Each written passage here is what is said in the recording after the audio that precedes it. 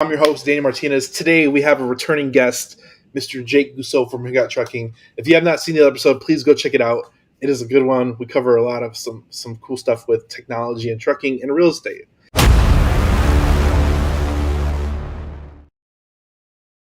So if you have not seen it, please go check it out. I also have my returning co-host, Mr. Kyle Thompson. But today is Deal Breakdown, where we cover cool, interesting stories. Since Jake is from real estate and he does software and trucking stories, we're going to do two stories today. So what is your real estate story? Then we'll cover a trucking story.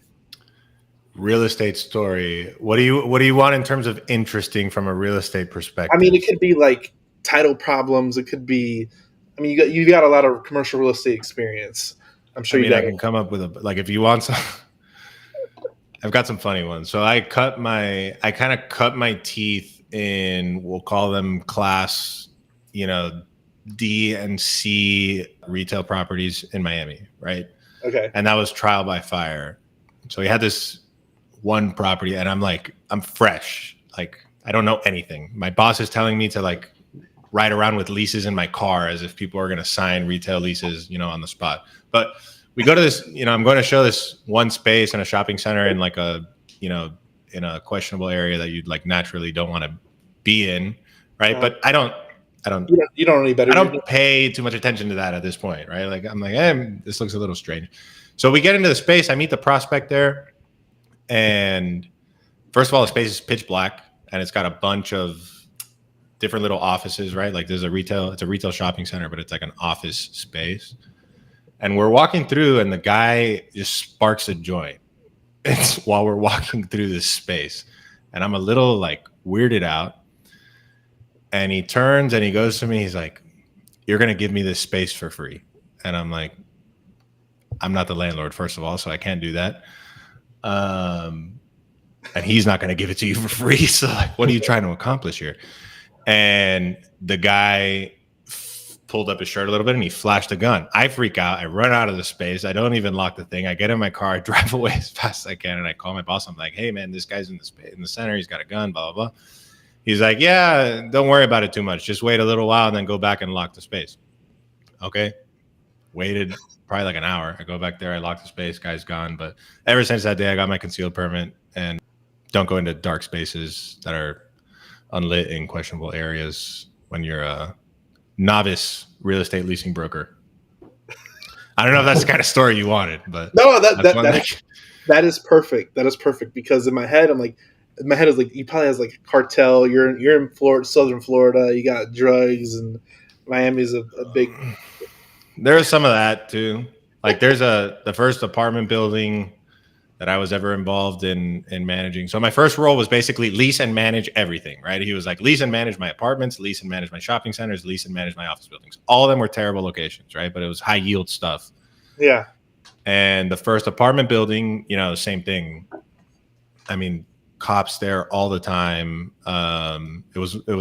Now in retrospect, it was a traditional, value add apartment play when those could still be had in South Florida. So he bought these things. He started evicting a bunch of people that were delinquent and late payers. And I was the guy that had to go and, meet the sheriff and, drag the stuff out of this, which was really rough to see.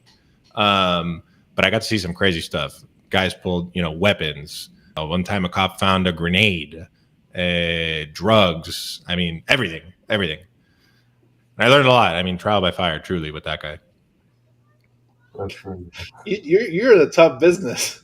That was a tough business, right? Property management is a tough business, especially if you're in a competitive market down here. I was working for a guy that owned and operated these things, but if you're a property manager down here, it's really competitive. And if you're managing some of these properties that are, tough, I would say, it's almost impossible. You're working on 5-6% management fee to deal with things like that. I don't know how people do it, to be honest with you. It's the toughest business. That's crazy.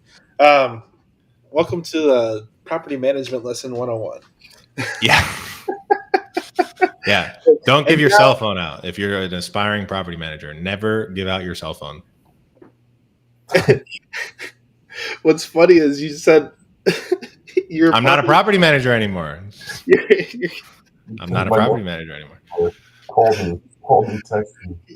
Call me, text me. You didn't learn. All right, let's talk about your trucking story. So if you didn't listen to the episode, Jake is a property manager software. It's property management software, and we sell it. We do not manage any facilities. Property management software for truck drivers. So he has some funny truck drivers. It's property management software for truck parking yard operators, right? But he services truck real estate guys. He's real estate guys, right? So he does service and help landlords with truck driver situations. So he hears stuff through the grapevine for truck driving stories. So you have a truck driving story too, which I think is priceless. If you want to jump into that one. The stolen truck story? Yeah, that one. Yeah, so guy, I mean, this is a monthly parking facility. One of the drivers, not to our knowledge, but he leaves, he left the country. He had left his truck in the yard. It was unhooked, just a bobtail. He left his keys in the truck, and the truck unlocked for weeks. We found this out later, but he had left it for weeks. Truck gets stolen. Driver calls our office, gets a hold of me. He's like, "What are you going to do about my truck being stolen?" I was like, first of all, we don't manage property, so don't call me. That would be step one. Second of all, what do you want me to do about a stolen truck? You left the keys inside and it was unlocked. That thing's halfway to, on a container to South America somewhere. I have no idea where this thing is going. Call your insurance company. But then you find out, you can't tell your insurance company that you left the keys in the truck because they're going to deny. So he no longer parks in our customer's yard. I'm sure you filled it quickly, though. Yes. Trucking is a rough business, and people that go into owner-operators, that hundreds of them, thousands of them go into trucking as a business for themselves annually, and hundreds and thousands of them get out of business of trucking annually. So it's a high churn turnover for every aspect of the business. It's high churn. I mean, you got to protect that asset. I mean, those things are hundreds of thousands of dollars.